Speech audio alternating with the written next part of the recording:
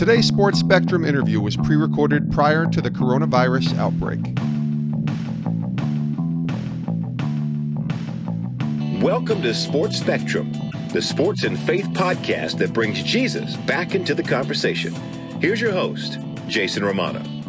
Hey guys, welcome to the show. Today we are presented by Compassion International. They are the most trusted child development ministry in the world. You need to go check them out at compassion.com/sports spectrum to learn more about how you can help release a child from poverty. We're also presented by Water Mission. We love what Water Mission is about, a nonprofit Christian engineering ministry fighting the global water crisis with safe water, sanitation, and hygiene solutions in developing countries and disaster areas. Check out their website, watermission.org, to learn more and fight the global water crisis. Watermission.org.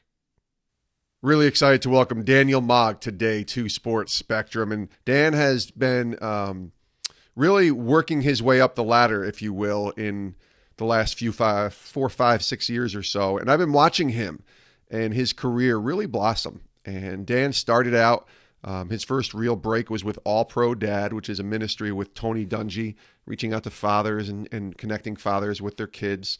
And then Dan got a break and got working with the NBC Sports network. And that actually took him to many opportunities, including working on Sunday Night Football on NBC, the most watched program every year on television, and then going to the Olympics, and really some neat opportunities that led Dan from the NBC Sports world and the NFL world into the Russell Wilson world. Now, you know who Russell Wilson is. He's the quarterback of the Seattle Seahawks.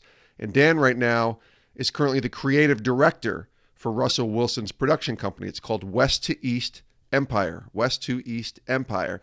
And Dan does great work. He's a 4-time Emmy award winner. He won an Emmy for the 2015 Outstanding Live Series on Sunday Night Football, did a ton of work at the Olympics, social media, and he's wonderful with the video and audio and camera versions of this world that we live in, where you give him a camera. I've seen this guy on the football field with like 3 different audio and visual elements to record content. And Dan is really smart, really creative, and loves Jesus. And that's really why we wanted to have him on to talk about his connection with the Lord. And he was at the Super Bowl in late January, early February, down in Miami Beach. And I was there too. We were there. Sports Spectrum was down there. And he came over to our set. We sat down and we recorded this interview. It's a good one. I think you'll like getting to know Daniel Mogg. He is the creative director for West2East Empire, working with Russell Wilson, and he joins us here on Sports Spectrum.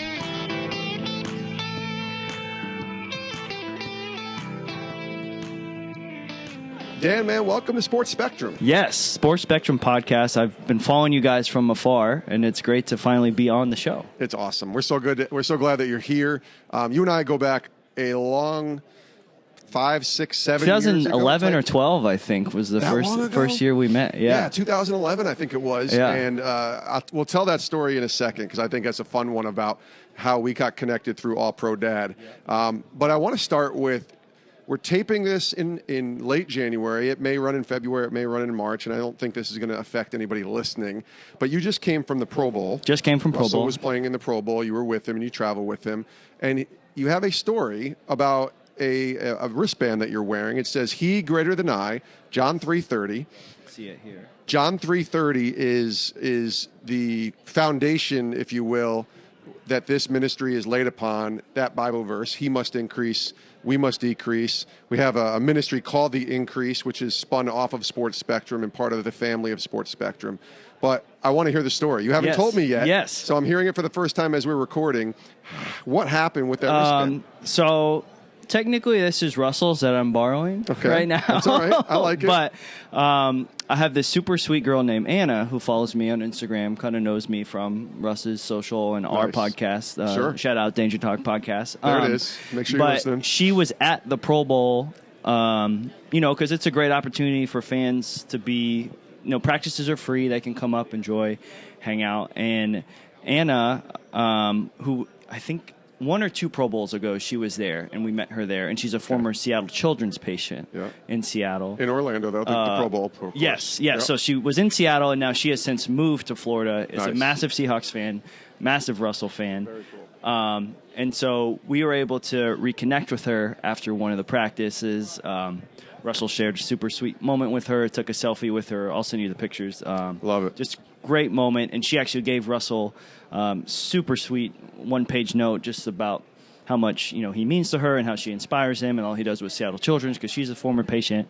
And this wristband was in the note. Wow. And so Russell was going on vacation. I didn't want him to lose it, so I'm holding on to this. You're wearing it right for now. And plus I love just the reminder of it. And we're going to see him in a couple of weeks at this conference, so I'll see if he's wearing that He Greater Than I wristband, or if Dan stole it and wanted to keep it for himself. We'll check on that. But this is great, man. I'm so glad that we're here. I'm so glad. That's an awesome story, and we love stories like that. And, this is the intersection of sports and faith, and really your life in many ways intersects sports and faith. You got a fun journey into this broadcasting world and where it's taken you now. So let's go back a little bit, learn about like Daniel Mogg, young Daniel Mogg. You grew up a Seahawks fan, right? Grew up a Seahawks fan. Both my parents are from the greater Seattle area. So I grew up a Seattle sports fan. Yeah. But my dad was actually a professional golfer, so he moved to Florida before I was born. Okay. So I grew up in Florida, but was a Seattle sports fan. I was like the weird kid that didn't like any of the Florida teams.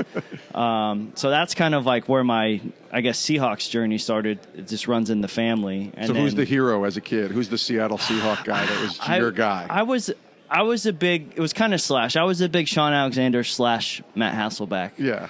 Matt Hasselbeck. I can understand that. Yeah. They kind of went 1A, 1B in the way that those guys I had played. both jerseys, and I would kind of alternate which Very one cool. I would wear. And now you get to work with in essence, the Seahawks, even though you're not an employee of the Seahawks, with their quarterback in Russell Wilson. So it's kind of fun to see it come full circle. As you are growing up, where's faith in all this? Where's your walk with the Lord sort of began, and where does it take shape? Well, I think it's kind of obvious, maybe to me a little bit. My name's Daniel, super strong biblical name. Yeah, and so faith has kind of been a part of my journey, from as long as I can remember. Yeah. I think I can remember accepting Christ at 5 years old with my mom in our living room. And since then, it's always been like a big part of my walk in my life.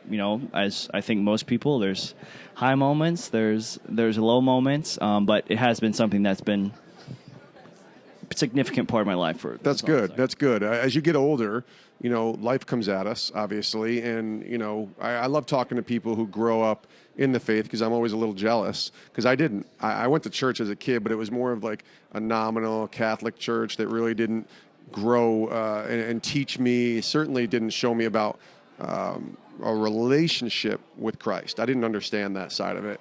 Not until I got older. I was 25, 26 when I came to faith in the Lord. So I'm always a little jealous when somebody tells me that they grew up in the faith and were around it a lot. But yet still that faith that you grew up with, your parents' faith, your family's faith, that has to become your own. Yes. And for many people that we talk to, that takes place usually in high school or college. Can you walk us through the transition of your parents' faith to your faith? Yeah, absolutely. So I grew up going to, some of you guys might know this, Kanakuk camps, which was an athletic sports camp. And for me, that was like that point where I took it from like my parents' faith, going to Sunday school, doing the youth group thing, to actually being with young, cool college athletic guys that could kind of show me how to make my faith my own and like be cool and athletic, be into sports and still be a Christian and still go with what my family had brought me up in. Yeah. So where's the dream at 17, 18 as far as a job? I'm assuming you didn't dream it big enough to say that you would be working with the quarterback of your favorite team when you're a kid. It's kind of like me saying, someday I'm going to work with Roger Staubach or Danny White, right? And I wouldn't even be able to comprehend dreaming that big, right? Yeah. So what's the dream? What's the moment for you at 17, 18 where you're like, I know what I think I want to do? What's that? Well, the dream actually was pretty big for me. I actually wanted to be a professional baseball player. Okay. I was pretty recruited out of high school. Okay. I played in college. I could hit it. I could run a little bit, and so that was the dream. Humble confidence. Humble confidence. I've learned that a lot from Russ. Yeah. Speaking of baseball players, he's a pretty good baseball player. Yeah, we share that common interest as well. So, absolutely. So that was a dream, and then a couple injuries and whatnot later, kind of my dream shifted. I had always loved just media. I did, dating back to when I was a kid. I had a camera in my hand, just make silly videos with my friends, with my parents' camera.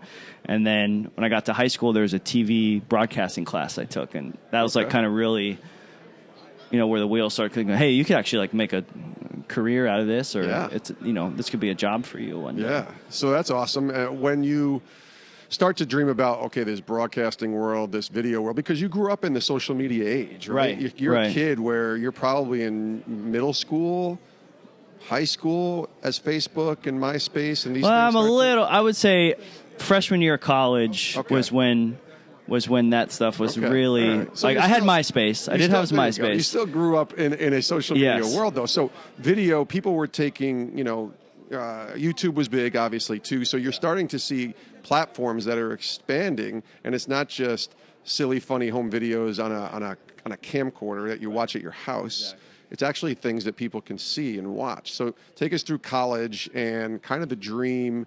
You starting to take shape on what you want to go for. And then I know you come connected with Tony Dungy, which kind of starts this whole crazy journalistic that was like, broadcasting journey for you into sports. Exactly. So I went to University of Tampa for baseball, and that was what I wanted to do. Tampa, obviously, where Coach Dungy lives and is from. Yeah. And I got pretty lucky because we actually had a really good media arts program at my school, which I really didn't know about before going there. I had selected it to go for baseball.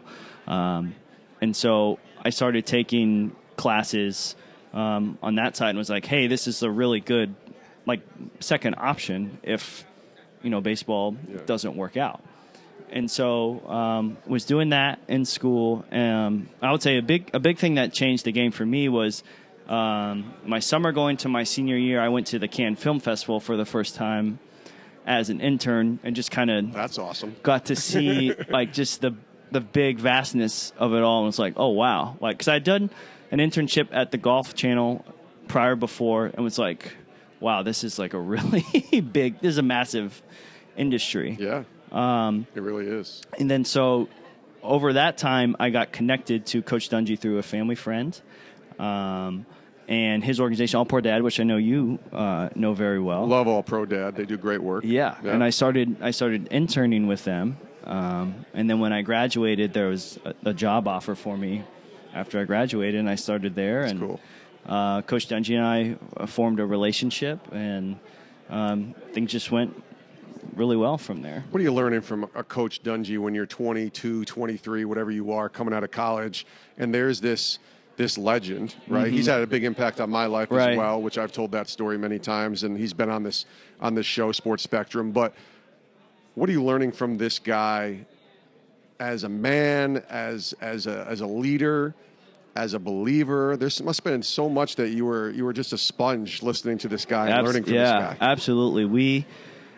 I think for me, he's just the term of his book, Quiet Strength. He really just does epitomize that, and it's not like a cowering down, but it's like there's a humility, but a strength to him that it's like you want to emulate.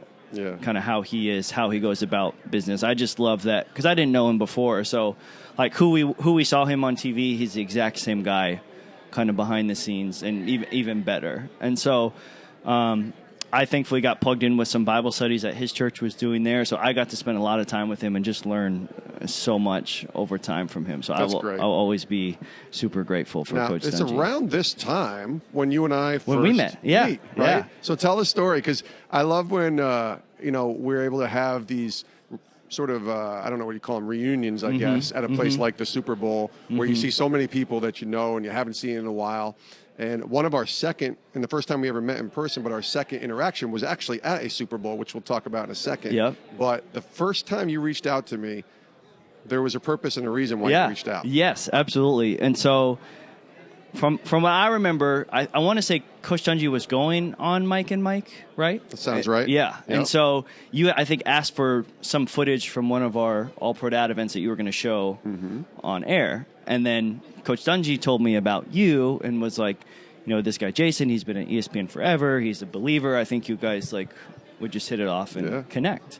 And so I was just starting to get into the industry. I was kind of doing this little YouTube Skype sessions with people in the industry, just asking them advice and hoping that other people could get lessons from it as well. Yeah, and so that still exists, by the way. It does. It's still out on YouTube. Search Daniel Mogg, Jason Romano on YouTube. You will see a video, very grainy video. This was early from about 8 years ago. So technology was not quite up to date. But yeah, Jason, he had been at ESPN a long time, someplace that I idolized to work at, and so he was gracious enough to give me some time. And I remember that. And you were one of the first people to ever ask me for some kind of an interview or advice or anything like that, because I always wanted to be that sort of mentor and help people, especially as I got older in the industry.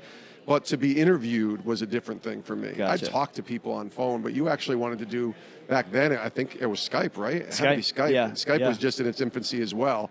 And we did it, and it was cool. And then I really have just always appreciated that. And then I take an interest in your career, and I watch it and see, okay, look at this guy moving up in the ranks. And suddenly, you and I are at the Super Bowl a couple years later. It's the Seahawks versus the Patriots. I believe that's Super Bowl 49, if I'm doing my memory correctly. I kind of blocked it from my memory. In Arizona. Yeah, Seahawks fans have no memory of this game. I completely understand why.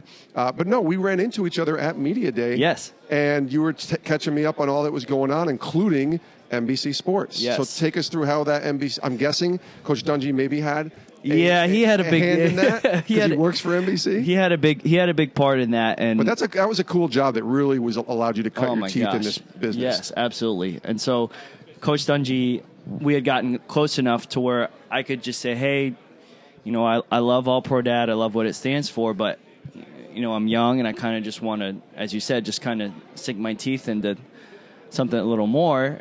Are there any opportunities at NBC that you know about? And he was like, well, actually, there's this year 2 of this program of the Sunday Night Football bus, which literally drives around every single Sunday Night Football game on the road. And they're looking for a digital content producer to come on. And so I interviewed, I did the whole thing, and, graciously got the job. That's a cool job, too. Yep. I remember talking to you about it and thinking, look what this guy gets to do. Now, a guy who's married with kids, probably not the greatest job because you're away so much. Yeah. But you're a young dude, single dude at that time, just getting this amazing opportunity. Tell everybody what that was like week to week, because you were traveling like crazy. Crazy. I mean, on the bus, too. I can't remember the total. I want to say it was 18,000 miles we did on the road by the end of it.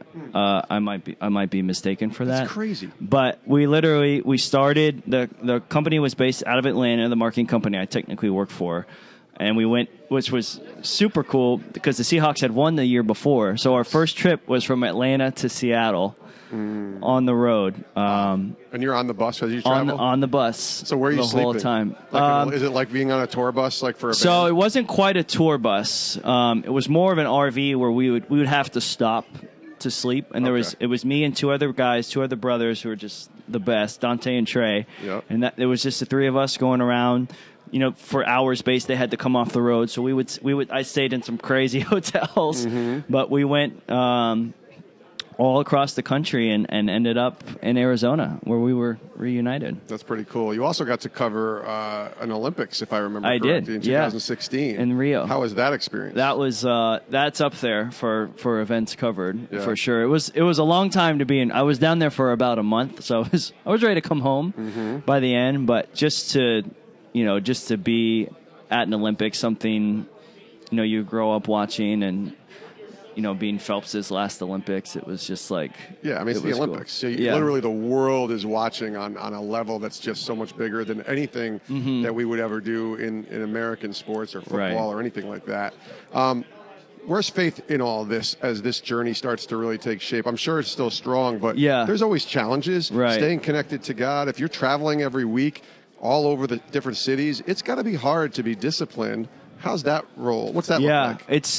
It was pretty tough, to be honest, but I think, as you said before, it was part of the coming into my own, where you are away from community, you are away from going to church regularly, so like it looks different. And I had experienced a couple things in my life where I felt like where maybe I was too dependent on that, so it was kind of an opportunity for me and God to really just kind of connect on like that really one-to-one level. Now, I wouldn't recommend that to go in your whole life like that, but for that season, it was really good for me. And a really cool thing that just happened too is I happened to meet Judah Smith at one of the games before. Pastor Judah, he's been on Sports Spectrum. Has he? Yeah. I love him. And so I kind of was able to keep, they're pretty on the forefront with technology and stuff, so I was able to keep up with his messages. That's good. Kind of while I was on the road. And that was a cool part, too, of being able to kind of church hop, in a sense, at the different cities that I was traveling to. Yeah. So I did, like, Hillsong, New York,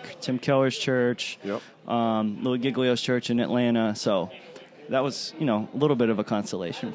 We'll get back to our conversation with Daniel Mogg in just a little bit, but want to tell you about our friends at Compassion International, teaming up with pro athletes for children in poverty. And of course, COVID-19 and this pandemic has left so many people in really tough situations. And for Compassion, it's left nearly 70,000 children without a sponsor. And when we think about that number, 70,000, that's actually the capacity of an average NFL stadium. So as the world is in the grips of COVID-19, it's led to more than sickness. Parents can't work, food is scarce. Our frontline church partners around the world are courageously delivering essential items to desperate children and families, often door to door. Compassion, though, and some of our pro athlete friends have teamed up to respond to this challenge. With your help, we're hoping to fill the stadium with urgent support for a stadium's worth of children in crisis. So here's what I want you to do. Go to compassion.com/team-up. Compassion.com/team-up, and you can team up with professional athletes and help fill this stadium, this void of 70,000 children without a sponsor. Check it out over at compassion.com/team-up. Sponsor a child today. We're also presented today by Water Mission. We love what they're about, fighting the global water crisis, and COVID-19 has affected their work as well. It's more important now than ever to fight this global water crisis and bring safe water, sanitation, and hygiene solutions into developing countries and disaster areas. Water Mission has served more than 5 million people in 56 countries. Here's a few statistics right before COVID-19 hit. They have more than 2,700 safe water and sanitation projects built. More than 5 million people provided access to clean water, to safe water, and more than 155,000 people provided access to adequate sanitation. Think about that. Just having adequate sanitation. There are people around the world that don't have that. You need to go check out Water Mission. Watermission.org is the website. Watermission.org, fighting the global water crisis. You can learn more by going to the website, watermission.org, and pray for them. Keep them in your thoughts and prayers. Watermission.org. Let's get back to our conversation now with Daniel Mogg, joining us here on Sports Spectrum. And then suddenly, somehow, some way, you become part of Russell Wilson's new production team, and you're working full-time with Russell, and he's the quarterback of the team that you've cheered for since you were a little kid. So tell us the story about how you get connected with Russell Wilson. That's a good one, too. So even backing up before that, when Russ first came onto the league, one, he's your quarterback for your new team, or for your new quarterback for your team. Yeah. And just seeing all his interviews, how he went about his business, I just really respected him and just really liked him. And and always very open about his faith. From the time he walked into the NFL. Yes, absolutely. And so when they won the Super Bowl against Denver and he's up there celebrating, I remember kind of something inside of me saying, like, I don't know how, but, like, I'm going to be friends with this guy someday, or I'm going to get to know him someday. And that was, I think, 2 or 3 years, I guess, now before I had actually worked with him. Wow. And you so never met him at that point? Never met him. That's pretty cool. Knew nothing. And so But I went from the Sunday Night Football bus to actually working within the broadcast team as a social media coordinator, kind of liaison between the broadcast and the digital team. And Sure. so then I got to fly every game after that, which was That's a good. little bit They better. upgraded it just a little bit. Yeah. And so then I started taking pictures and doing content during the games. And so I started, obviously Russ was one of my favorite players, so I would take pictures of him. Sure. And then we had gotten connected through, and I think he actually goes to this conference. You know Brian Walters at all from PAO Concert? He's a former Seahawks receiver. He's been a minute I know since the he's name. been. I know the name. Yep. And so he was a friend of ours. My dad actually gave him golf lessons. He's an avid golfer. And then we kind of got connected to Russ's agent through that because his family's based out of here. And so when I'd get pictures of Russ, I'd just kind of send it to him, just like, hey, I got these of Russ, just not thinking of it. Just I like Russ, and I like, guys like pictures of themselves. So I They do. Social media world. Yeah.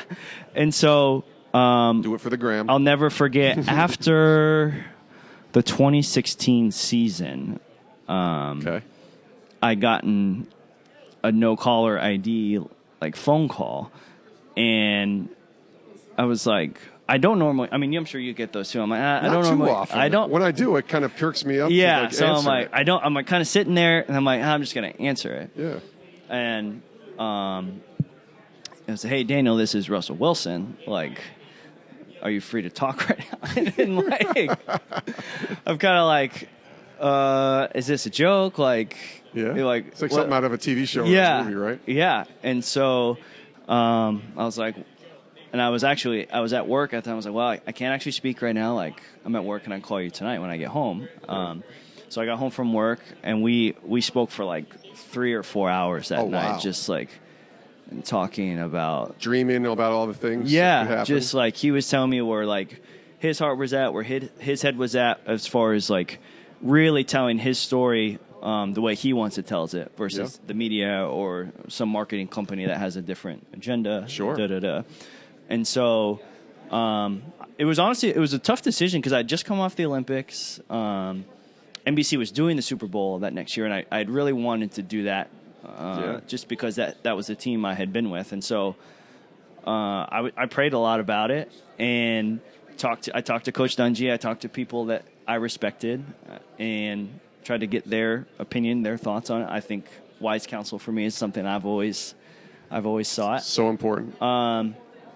And then so I was pretty sure I was going to do it, and Russ was living in L.A. in the off season, and so he had offered to bring me out to L.A. as kind of a final meeting. Yeah. And I'll never forget my dad said if you're going to do this, you really should you should go out and shake his hand and do it, because I was living in New York at the time. Yeah. And then so I flew out.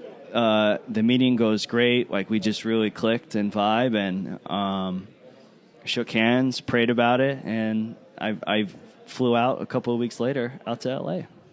It's a great story. I love it. And the company's called West2East, and I know Russ had created that company before you came aboard, but right after they won the Super Bowl. Yeah, and so he had this vision even a couple years before, and you get to become a part of that. But you mentioned just specifically that you prayed about it, and I know that's cliche. As a Christians, we're supposed to pray. I prayed about it before I took this job with Sports Spectrum and left ESPN, and my colleague John's here. He prays about it before he leaves, NBC or whatever to join Sports Spectrum. But what does that really mean when you say that for you? The importance of prayer, the importance of seeking the Lord first, as it says in Matthew 6, over everything else. What's that look like in your life? I think for me, it's looked different all the time.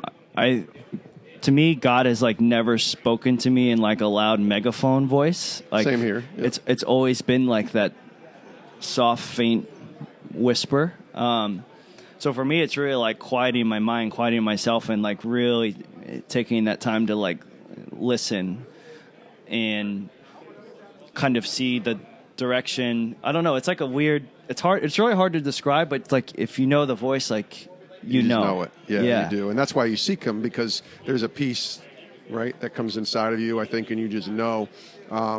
As you take this job and as you begin this journey that you're still on with Russ, and the team. It's not just Russ; it's a team Right. that you really work for. What's this been like for you? This opportunity. I see you on social media. I see you're doing a podcast with Russ during the week with different Seahawks players during the season. I see you out there, on the field, capturing video, capturing, great pictures, amazing still pictures that Russ is sharing on his page, that you're sharing on your pages. You can see the synergy, but the quality is really good. What's the journey been like now these last few years since you started working with Russ? Man, it's been crazy, the growth. I'd say it really took off this year, because I think about I remember my first day on the job, all I had was a GoPro and a camera, and I'm he's throwing passes and I'm just running around shooting content. And now we've got it this really well-oiled machine of a content schedule, ideas for larger videos. We're working with the league on doing kind of player initiatives that haven't been done before, and showcasing that side of him. And so it's been pretty awesome we've grown our team. And I have about 4 or 5 production team that I manage and see up, where when I first started, it was just me basically. And so it's been really cool, and I'm really proud of our team this last year. We've really seen a growth in Russ's following, I think, because of the content that we create. Also, his play on this field speaks for it. That helps too, obviously. And you're working for, it's a player who's obviously a very good player, and he's very popular, and certainly his wife has a very, very large audience as well, and so does Russ. So you're working, in essence, when it says West2East Empire, it's like this mini brand of this empire that these two have created, and together and separately in their own worlds. But for you, these are people who are also people of faith. So how important has that been for you? How encouraging, how uplifting has that been for you to know that where Russ is coming from, where West2East is coming from, filters through the lens of the faith that they have in Jesus? Yeah, and that's what I think is great about Russ and I's relationship, is where we can we can flip those switches of, we can talk business, we can talk we can talk sports, we can talk, more personal setting, but just one-on-one. Hey, how's your soul? Hey, what's going on? So that's always just, for me, super important in a working environment. I know it's rare. It's not like that. It is rare. We have that too, and it's very rare. Yeah. Coming from where I came from. Right, coming from where you came from. And even just, most guys in the NFL just aren't wired that way. Well, they're also not, most empires aren't, or companies, if you will, like an NFL or an ESPN or an NBC, they're not faith-based, obviously. And West2East Empire may not be faith-based per se, but it's coming from the guys. Just like the Chiefs, as they're playing in the Super Bowl here, their CEO is a believer and standing up there on the podium accepting the trophy of his dad and pointing people to Christ. And so there's something about the leaders, the heads, the Tony Dungys of the world, the others, who are following Christ, and so where what's behind every decision that they make. Right, absolutely. Yeah, it's a huge blessing, because, as you said, I've worked in that with Coach Dungy, with Russ, and I've seen it not at NBC too, and it's definitely, there's a big difference, as I'm sure you've seen. What makes Russell Wilson a great leader? I think for me is there's a couple things. I think his drive and his passion to be great, and it's not in a cocky way, but just in a confident way of, hey, God's gifted me with these abilities and these platforms, so I want to do everything I can to be a good steward of what God's blessed me with. I think just the way he handles, people, in a sense of I see day in, day out the fans, the craziness. I don't know how I would handle it in the situations that being a celebrity. I hate that word, but it's what they are. Him and his wife. Yeah. So everybody knows and follows and watches and critiques your every move. That's got to be hard. Right. And so just the way he handles himself with grace, with class, the way he interacts with kids, it's a big testament to me. And then just his vision. I really haven't met anyone who thinks so big, who thinks 40, 50 years down the road, what does his legacy look like? What does his family legacy look like? So it's big. It's a very unique set of skills that he has. And sure. the behind the scenes, which aren't as much behind the scenes anymore, that people don't see, because he is willing to open up his life through the work that you're doing and through videotaping and creating these amazing stories. But I'm sure that you see things, just like I did in certain places with people I've interacted with, that the public doesn't see. Right. That you may not even be privy to be able to share. But can you just talk about the heart behind? I mean, we see the Tuesday stuff where he goes and visits children in the hospital. I mean, it breaks your heart, but also encourages me to see that. But I'm sure there's more behind that, not just with Russell, but behind the company, behind the family dynamic of what those two are about. Yeah, I think one thing that was really cool we did this fall, with something Russ has talked about for a while, something we talked about for a while, was Russ knows what it's like to be an athlete both at the collegiate and professional level. And he's been wanting to start this group, and we finally did it. We're like, we have to do it this season. So one night during the season, we got all the college athletes from the professional level and the collegiate level in Seattle just to gather at one of the church home locations one night, do a little worship, do a little message, do some prayer, and just have a great rest of the week. But it was cool to see. We had young guys in there who were, freshmen in college on the basketball team, to Seahawks, to the rugby players, to the Sounders players, Mariners players. Like, obviously the schedules are different and changing, but guys would come through, and we ended up getting about 70, 80 people by the end of the season, end of the That's semester. Awesome. We did some really great things in the community. We passed out some stuff at a homeless shelter one night, and it's just cool to see that. It's not always like that stuff he likes to do just for the sake of doing it. Right. This isn't a checkbox for everybody to see and put up there on the pedestal of, okay, he did his service, he's a super nice guy or whatever. This is something that comes from the heart. Right. That's really cool. Right. This has been awesome, man. As we close and wind down, if you listen to Sports Spectrum, you know it's coming.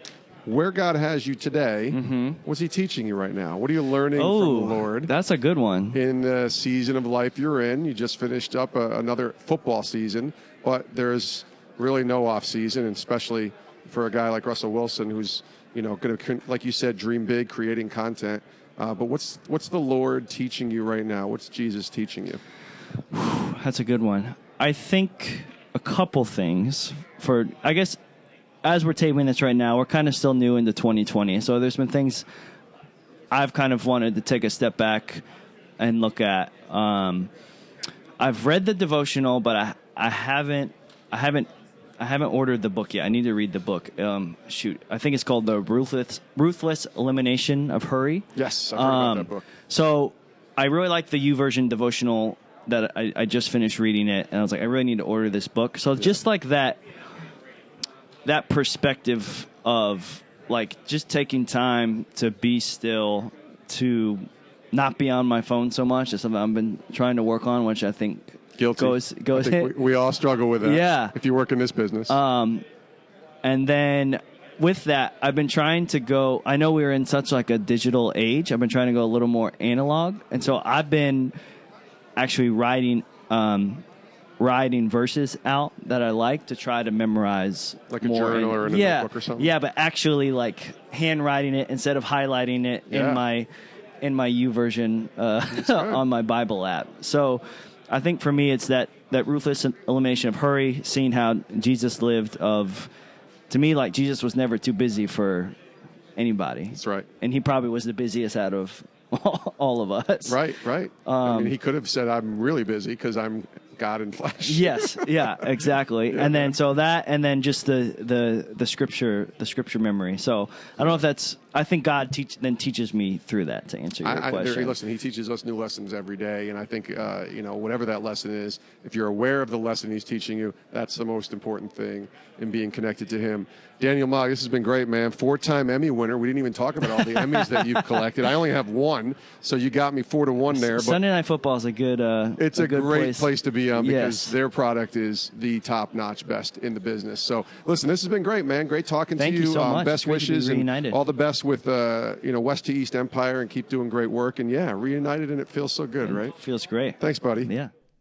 And many thanks to Daniel Mogg for joining us here on Sports Spectrum. I love his story, and Dan's become a good friend, and the work that he's doing with Russell Wilson and East to West Empire, man, West to East Empire, such good stuff there. Definitely check him out on social media. Search his name, Daniel Mogg, M-O-G-G. And thanks to Daniel for being here on Sports Spectrum. We also want to thank our partners, Water Mission and Compassion. Check out the websites, compassion.com/teamup, compassion.com/teamup, and learn what they're doing to help release children from poverty. And then go to watermission.org, watermission.org. These are partners that we believe in. We want you to go support them and learn more about what they're doing. Watermission.org, fighting the global water crisis. Thanks again for tuning in. We really do appreciate you checking out today's episode of the podcast. Check out our website, sportspectrum.com. That's the home base for all of our content, sportspectrum.com. We hope you'll check that out. Definitely subscribe and download every episode of the Sports Spectrum podcast. There's been a ton of them, and there's a ton for you to choose from and go back and listen to. We've been doing this now for 3 years, and we're just so grateful to you for tuning in and all that God has done in bringing this show to fruition over the last few years. Thank you again so much. We love you guys, and we'll see you next time right here on Sports Spectrum. I do hope you all have a great rest of your day, and please do stay safe.